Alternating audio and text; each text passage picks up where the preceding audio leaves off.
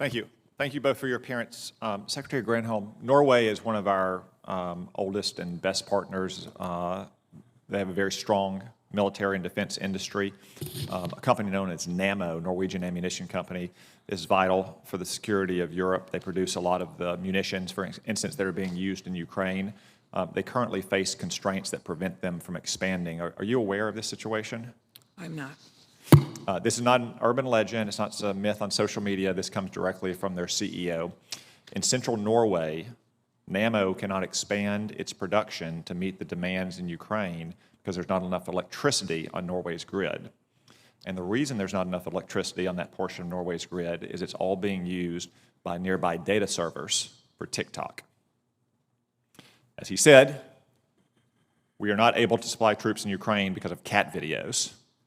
I'm even more concerned that, and the CEO of Nammo suggested this is a concern of his as well, that TikTok may have intentionally sited their data servers near critical defense factories in Norway. This raises concern for me about whether this is happening in the United States. My staff recently inquired with your office for some information about the potential for this risk.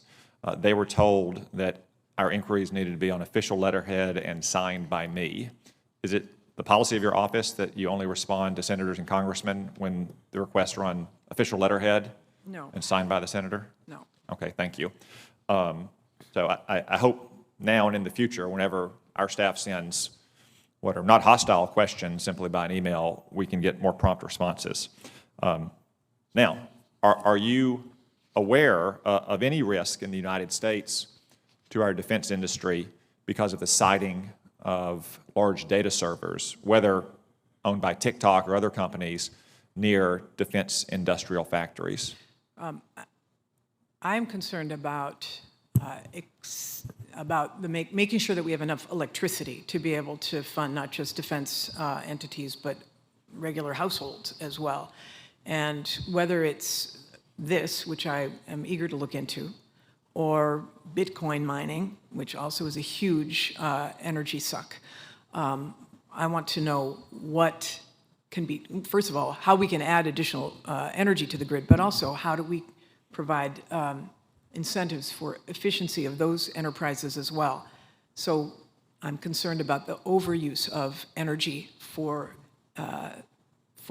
players in America when we don't have the infrastructure necessary to be able to withstand it. I'm very worried about that as well. I'm going to come to it in a moment, but could I get your commitment that your department will look at this specific issue? Yeah, sure. About Absolutely. And it may be done in cooperation with the Department of Defense. Sure.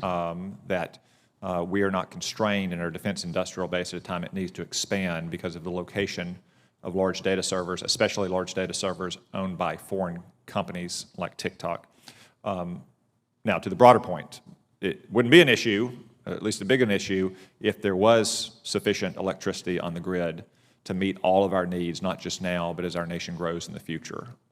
I'm very worried that at a time when the administration is taking action after action to take off reliable baseload power from coal and natural gas and nuclear power, it's also vastly expanding the demand for electricity, trying to replace the vast majority of cars, for instance, with so-called electric vehicles, which really should be called coal-powered vehicles because the electricity has to come from somewhere, considering things like banning use of gas appliances. And this is at a time when your department has stated today, as they have for some time now, that you can't meet, for example, the congressionally mandated requirement of 80 new plutonium pits a year just to sustain our nuclear force. Is it really the best use of the department's time to be continuing to push so-called electric vehicles that our grid can't support when we can't even maintain our nuclear deterrent? We want to get to 100% clean electricity by 2035, and the auto industry itself has said that by 2030, half of all electric vehicles that they intend to sell, because this is where the market they see going, will be electric. Well, that's fine as a goal. I disagree with the goal. I don't think it's practical. But I'd also like to still be a free and independent, safe nation by 2035 as well. We will be. And our nuclear arsenal has underpinned our safety and our independence for 80 years now. And China is producing plutonium and uranium at much greater rates right now than we are. And again, this this question about the plutonium pits is not about expanding our nuclear forces, which is what we need to do given the threat we face from Russia and China's combined overmatch. It's just maintaining it.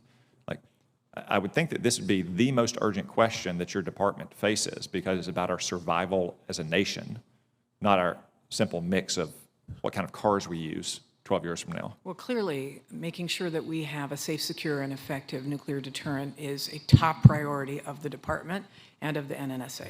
Okay, my time has expired, but thank you for your commitment to get back to me on that question about electricity strains, especially from foreign companies on our defense industry.